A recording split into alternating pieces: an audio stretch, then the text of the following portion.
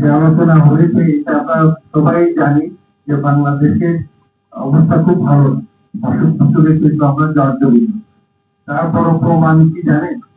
আপনি যদি ঢাকা মেডিকেল কলেজে যান, ধারণ ক্ষমতার 3 গুণ লোক।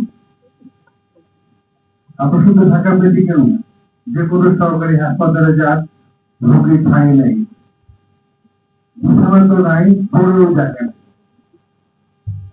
কি আপনি যে প্রাইভেট হাসপাতালে যান, সেখানেও বিছানা একদম খালি, লক্ষ লক্ষ টাকা লাগে চিকিৎসা করতে। এটা হলো আমাদের দেশের একটা বাস্তব অবস্থা।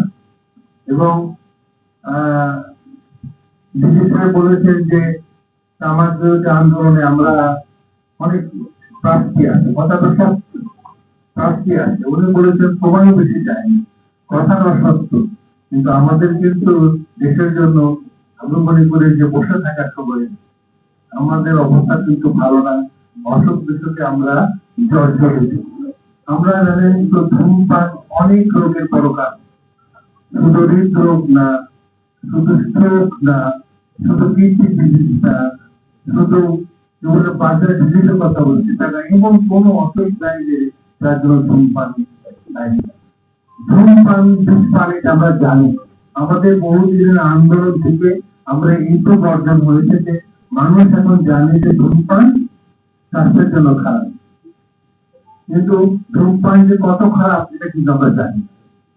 দেখেন, আমরা জানি যে হিরোইন খুব খারাপ, আমরা কাউকে হিরোইন করে দেখলেও মারাই, হিরোইন হয় না।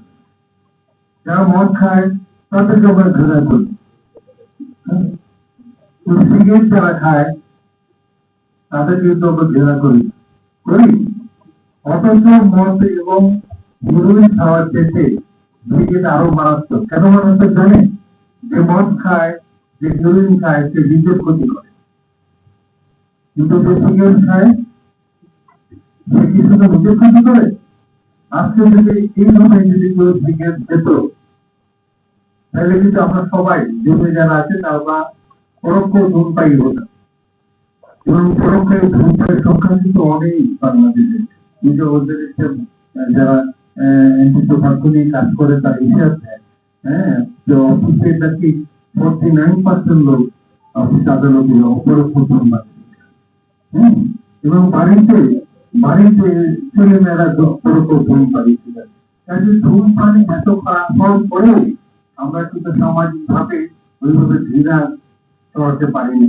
আমাদের অ্যাওয়ারনেস বেড়েছে, কিন্তু অ্যাওয়ারনেসের মাত্রাটা ওই পর্যায়ে যায় নাই যে পর্যায়ে গেলে আমরা বলতাম যে না, ও ধূমপান করে, ওর সঙ্গে আমি থাকবো না, ও ধূমপান করে তুমি আসবা না। ডাক্তাররাও অনেকে ধূমপান করে, তাহলে আমরা তো ঘৃণা করতে পারতাম, কিন্তু সেটা আমরা করি না। আমাদের ধূমপান আমরা সবাই জানি যে বন্ধ করতে হবে। বন্ধ কিভাবে করবে? কঠিন, যে কোনো জিনিস বন্ধ করা কঠিন। তবে এটা ঠিক যে সহজলভ্যতা এটা একটা বড় ইস্যু। যেমন চাইলে আপনি হিরোইন দিতে পারবেন না, চাইলে আপনি মদ খেতে পারবেন না, পারবেন? আপনি মদ কিনতে জানতে পারেন এখানে মদ পাওয়া যায় কিনা, ওই জানতে হবে, ওই জায়গায় মদ কিনতে পাওয়া যায়। সিগারেট খাইতে চান, সামনে 100 দোকান আছে প্রেস ক্লাবের সামনে, এত সহজলভ্য, এটাকে আমাদের বন্ধ করতে হবে। করতে না পারলে কিনতে পারবে। এখন ওই তামাকের মান গ্রেড পর্যন্ত যেতে হলে একটা চাষির পরিবারের বাচ্চা থেকে শুরু করে, বউ বাচ্চা থেকে শুরু করে সবার ব্যস্ত থাকতে হয়, হ্যাঁ, এবং এতে সবারই স্বাস্থ্যের ক্ষতি হয়। এই যে আমাদের ধারণা যে তামাক চাষ একটা অর্থকরী ফসল, এটা পুরোপুরি ভুল ধারণা। অর্থকরী কোম্পানির জন্য অর্থকরী, তামাক চাষিদের জন্য না। আর জমির জন্য তো নাই।